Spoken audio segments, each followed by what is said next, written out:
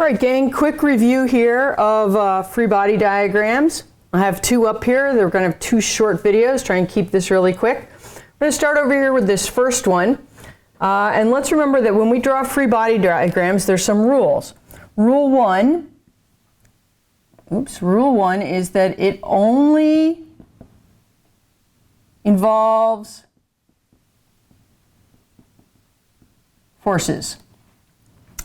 Rule 2 is that the tail of all forces touch. In other words, they touch each other. Rule 3 is that there has to be a coordinate system.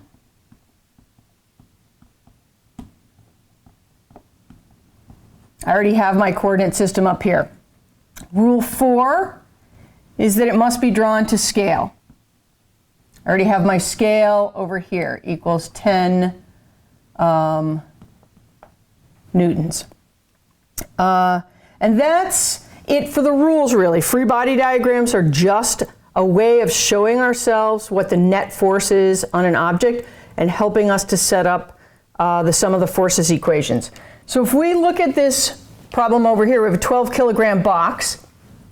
We need to first remember that the force of gravity, which is equal to the weight, is equal to mass times the acceleration of gravity, right?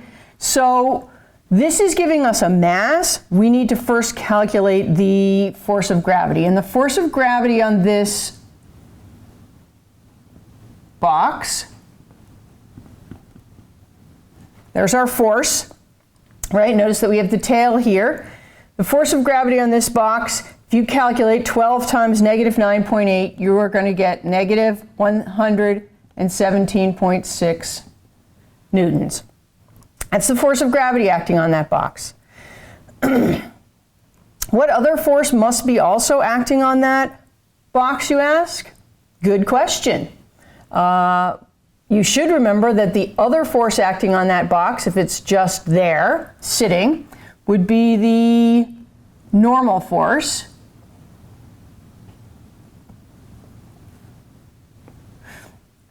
And if we're not confident with saying we know what the normal force is, we can always set up the sum of the forces equation.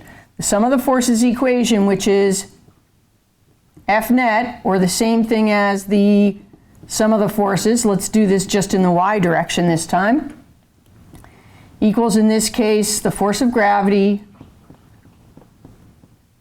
plus the normal force is equal to m a in the y direction.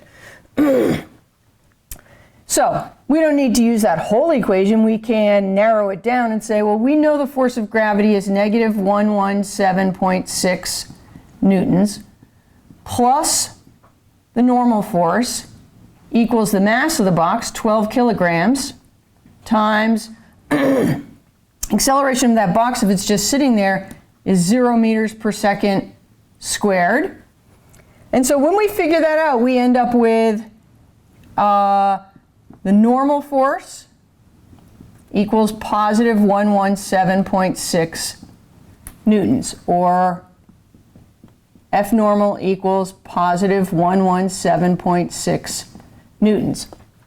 Are there other forces acting on that box? Given the scenario that I set up, no. It's a box sitting on a table. It has, in this case, two forces acting on it. They're shown there in that free body diagram. That's all a free body diagram needs to show, is all of the forces acting on a single object. There are no other forces acting on that object. And we here set up our sum of the forces equation to go along with it.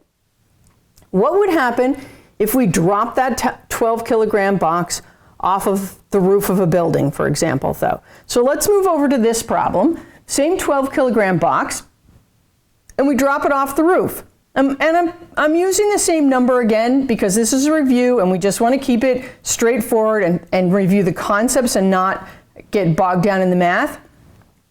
There's a weight to this box, and the weight is equal to the force of gravity, which is equal to the mass times the acceleration of gravity. just like we did over there. And when we calculated 12 times negative 9.8, we got negative 117.6 newtons. So we draw that in, and we get the force of gravity equals negative 117.6 newtons. I'm going to add in here falling box. I probably should have added that before. So there it is, force of gravity acting on it. Any other forces acting on it? Remember that when we're studying physics, unless a problem specifically says there is air resistance, there is no air, therefore no air resistance. So other forces acting on this, not air, no normal force. That's the only force acting on that box right now.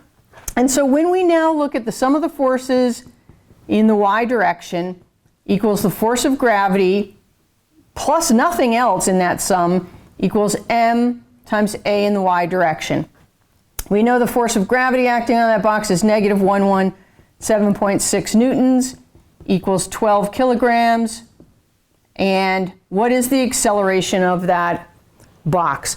When we do this math and solve for a in the y direction, we will get negative 9.8 meters per second squared equals a in the y direction. That should not surprise us. We know that the acceleration of gravity is negative 9.8 meters per second squared. And lo and behold, this problem proves that out for us.